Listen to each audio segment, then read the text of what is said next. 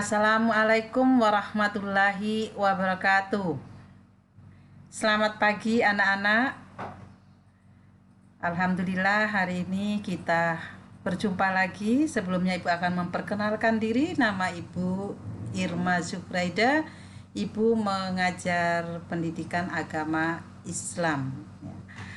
Pada materi pagi hari ini yaitu pengenalan kurikulum. Pengenalan kurikulum SMP 4 Semarang. Ya, ini ya. Gimana anak-anak, sudah siap? Kita akan mempelajari pengenalan kurikulum. Apa itu? Ya. Kurikulum adalah seperangkat rencana dan pengaturan mengenai tujuan, isi dan bahan pelajaran serta cara yang digunakan sebagai pedoman penyelenggaraan kegiatan pembelajaran untuk mencapai tujuan pendidikan tertentu. Pembelajaran adalah proses interaksi peserta didik dengan pendidik dan sumber belajar pada suatu lingkungan belajar.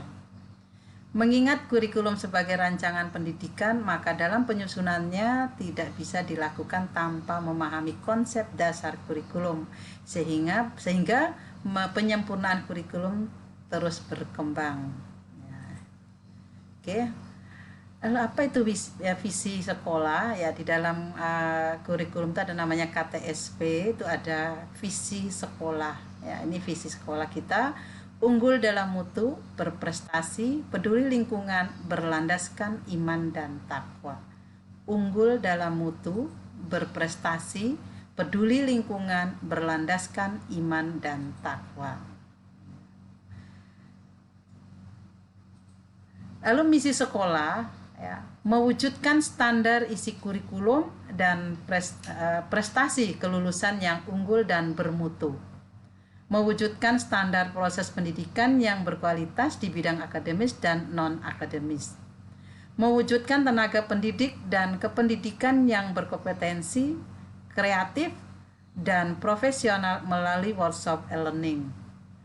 Mewujudkan sarana prasarana sekolah yang inovatif, lingkungan yang bersih, sehat, dan asri melalui Jumat bersih. Standar mutu pengelolaan berwawasan lingkungan, ini pembiayaan sekolah yang transparan serta akuntabel. Oke, kita lalu KKM di sekolah kita, ya. Untuk SMP Negeri 4 semua mapel itu 73, baik kelas 7, kelas 8 maupun kelas 9.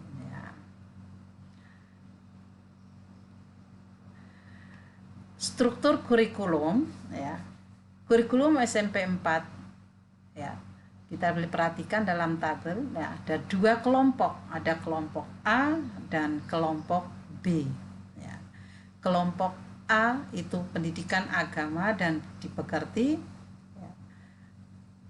Yang kedua pendidikan Pancasila dan kewarganegaraan. Kalau kita melihat alokasi waktu, kelas 7, kelas 8, kelas 9 itu sama ya. Ada untuk pendidikan agama kelas 7 3, kelas 8 3 jam mata pelajaran, dan kelas 9 sama 3 jam pelajaran ya. 3 jam pelajaran. Pendidikan Pancasila dan kewarganegaraan juga 3 jam untuk kelas 7, kelas 8 3 jam, dan kelas 9 3 jam. Bahasa Indonesia 6 jam. Ini kalau normal ya, ini kalau normal ya. Kita mempelajari struktur kurikulum yang ada di SMP 4. Namun sementara ini karena COVID-19 maka kita belajar secara daring. Nah, ini Ibu memperkenalkan struktur organisasi kalau secara normal. Lalu bahasa Indonesia 6 jam, ya. Ilmu pengetahuan alam itu 5 jam, matematik 5 jam, ilmu pengetahuan sosial itu 4 jam, bahasa Inggris 5 jam. Lalu kelompok B ada seni budaya itu 3 jam, PJOK 3 jam, bahasa Jawa 3 jam, bahasa Jawa 2 jam, dan prakarya 2 jam. Ya. Terus ada BTIK, ada juga BP, masing-masing 2 jam pelajaran. Oke. Nah, di SMP 4 itu ada namanya ekstra, ya. Ada ekstra pramuka, paskib, ya, PMR, ya, basket, pencak silat, sepak bola, band, paduan suara, PTA, taekwondo, ya, ada program 3 bahasa, futsal, rebana. Ini pun kalau dalam keadaan normal, ya. Lalu yang perlu kita anak-anak ketahui, ya, ada kriteria kenaikan kelas, ya. Peserta didik dinyatakan naik kelas apabila memenuhi syarat, yaitu menyelesaikan seluruh program pembelajaran dalam 2 semester pada tahun pelajaran yang diikuti. Yang kedua, deskripsi sikap sekurang-kurangnya itu baik. Jadi kalian tuh minimal memiliki sikap yang baik, ya, sesuai dengan kriteria yang ditetapkan oleh satuan pendidikan. Nilai ekstrakurikuler pendidikan kepramukaan minimal baik, jadi tidak boleh dapat nilai C, ya, jadi harus B minimalnya. Nah, lebih bagus lagi kalau A, ya. Tidak memiliki lebih dari 2 mata pelajaran yang masing-masing nilai kompetensi pengetahuan dan atau kompetensi keterampilannya di bawah KKM. Nah, tadi KKM-nya 73, jadi tidak boleh ada 2 mata pelajaran, maksudnya lebih dari 2 mata pelajaran yang memiliki nilai di bawah KKM. Nilai rapot semester genap diperoleh dari rata nilai harian, penugasan, tes daring, dan atau bentuk asesmen jarak jauh lainnya. Ya, karena ini kita masih COVID, ya, mudah-mudahan nanti di semester berikutnya kita sudah bisa bertatap muka. Ya. Lalu ketuntasan minimal itu sekurang-kurangnya ini maaf 73 ya, ini belum Ibu ganti, ada 73. Ya.